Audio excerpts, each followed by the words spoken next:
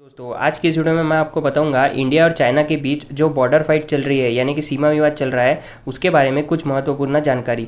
चीन ने भारतीय सीमा के कई राज्य जैसे कि लद्दाख, अरुणाचल प्रदेश यहाँ पर चीन सेना को जो है वो तैनात कर दिया है। साथ ही मैं इस वीडियो में आपको बताऊंगा कि 1962 में जो भारत और चीन के बीच वॉर हुआ था वो क्यों हुआ था और इस वॉर में हुआ क्या था। साथ ही 1914 से 2020 तक भारत और चीन के बीच जितने भी सीमा विवाद हुए हैं उसके बारे में भी मैं आपको जानकारी बताऊंगा। और हाल ही में आई रिपोर्ट के अनुसार इंडियन ओशन में जो है चीन ने भी हलचल करना शुरू कर दिया है। तो अगर आप चैनल पर नए हैं तो चैनल को सब्सक्राइब कीजिए और करंट अफेयर के बाकी भी वीडियो आप देख सकते हैं। तो चलिए वीडियो को शुरू करते हैं।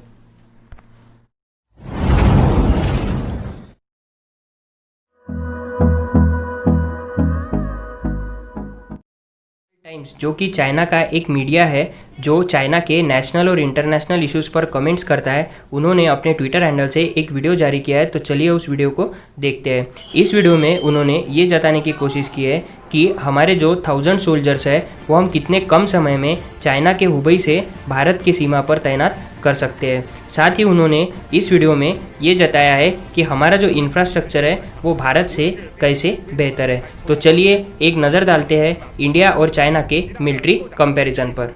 अगर बजट की बात करें तो भारत का जो एनुअल बजट होता है रक्षा के लिए वो होता है 66.9 बिलियन डॉलर का, और जो चाइना का बजट होता है वो होता है 189 बिलियन डॉलर का। यानी भारत और चाइना के बीच जो रक्षा बजट का डिफरेंस है वो लगभग 2.7 टाइम्स का है, यानी कि 2.7% का।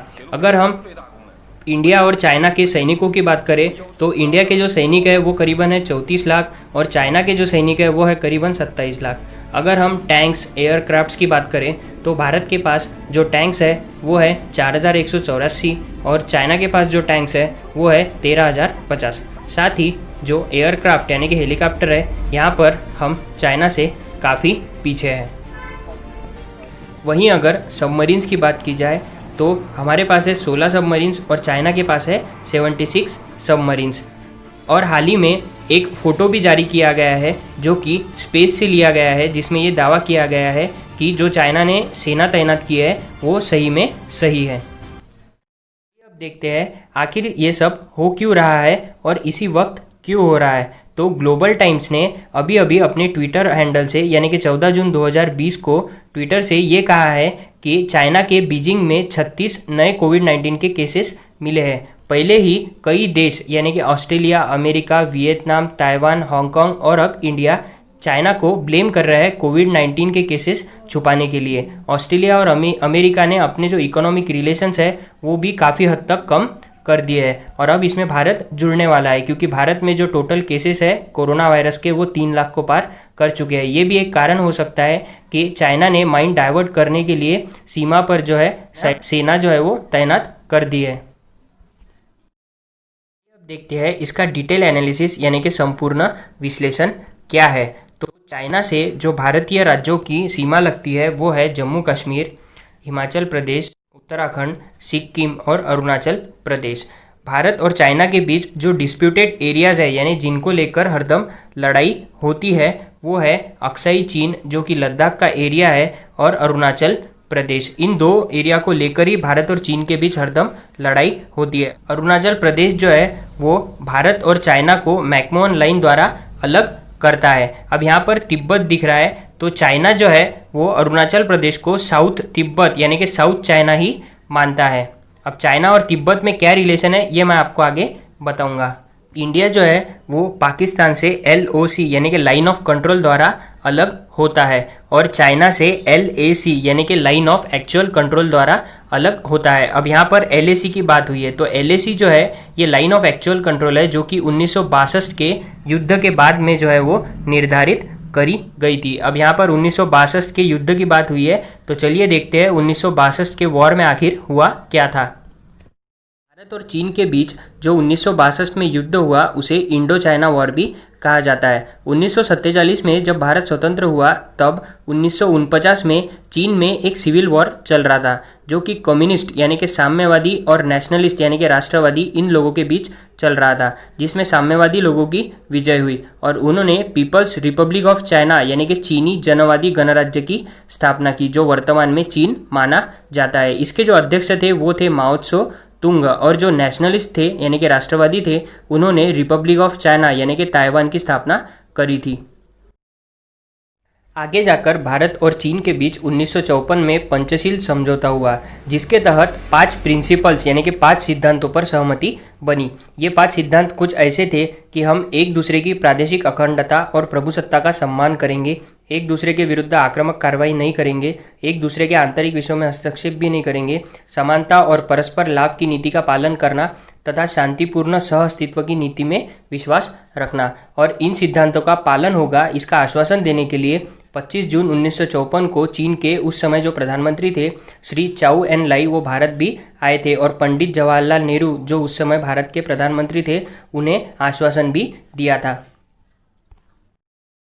जाकर 1956 और 57 में चीन ने अक्साई चीन, जैसा कि हम फोटो में देख सकते हैं, से जिनजियांग और तिब्बत ऐसा एक मार्ग विकसित किया, जिसके चलते उस वक्त जो तिब्बत के आध्यात्मिक गुरु थे दलाई लामा और चीन के बीच मतभेद जो है वो बढ़ने लगे, जिसके चलते 1959 में दलाई लामा भारत आए और 1960 में चीन के जो राष्ट्रपति थे वो थे झोउ इनलाई, वो भारत आए और पंडित जवाहरलाल नेहरू से मिलकर उन्होंने एक प्रस्ताव दिया कि अक्साई चीन और NEFA यानी कि नॉर्थ ईस्ट फ्रंटियर एजेंसी, जो अभी अरुणाचल माना जाता है, पर चीन का अधिकार है, ऐसा उन्होंने प्रस्ताव रखा। लेकिन पंडित जवाहरलाल नेहरू ने इस प्रस्ताव को ठुकरा दिया। भारत ने दलाई लामा को शरण दी थी, जिसके कारण चीन जो है वो भारत पर काफ़ी आक्रामक हो गया था और आखिरकार 1962 में इस सीमा विवाद के चलते भारत और चीन के बीच जंग शुरू हुई। ये जंग 20 अक्टूबर से 21 नवंबर तक चली, जिसके तहत LAC यानी कि लाइन ऑफ एक्चुअल कंट्रोल प्रस्थापित करी गई।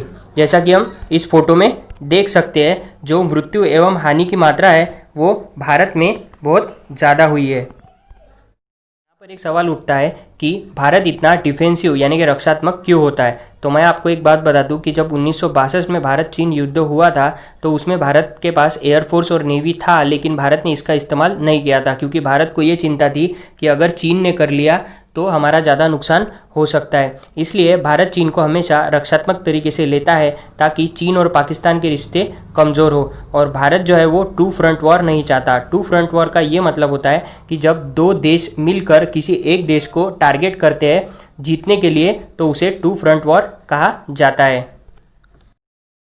देखते हैं इसके लिए सॉल्यूशंस यानी कि उपाय, यानी कि मेरे भाषा में ट्रिक क्या है। तो पहली ट्रिक यानी कि पहला उपाय ये है कि डिफेंस यानी कि रक्षा बजट को जो है वो बढ़ाना होगा, क्योंकि चीन का जो रक्षा बजट है वो भारत से करीबन 3 गुना ज़्यादा है। दूसरा जो पॉइंट है वो ये है कि भारत को आयात यानी कि इम्पोर्ट कम करना होगा। भारत चीन से करीबन 5.2 लाख करोड़ रुपए का सामान या कोई भी चीज़ आयात करता है और भारत चीन को 1.2 लाख करोड़ रुपए का निर्यात करता है, यानी कि करीबन यहाँ पर 4 लाख करोड़ का जो इनकम है वो हम चीन को हम देते हैं। उसके बाद जो अगला पॉइंट है वो ये है कि चीनी सामान ना खरीदे, जैसे कि मोबाइल, कपड़े, लैपटॉप, दिवाली में जो दिए लगते हैं वो, लाइटिंग जो लगती है वो, चीनी मोबाइल का ऐप यानी कि चीनी मोबाइल के जो ऐप होते हैं उनका इस्तेमाल ना करें। तो अगर आपको वीडियो अच्छा लगा हो तो लाइक कीजिए, कमेंट कीजिए, शेयर कीजिए और चैनल को सब्सक्राइब करना ना भूलिए। धन्यवाद।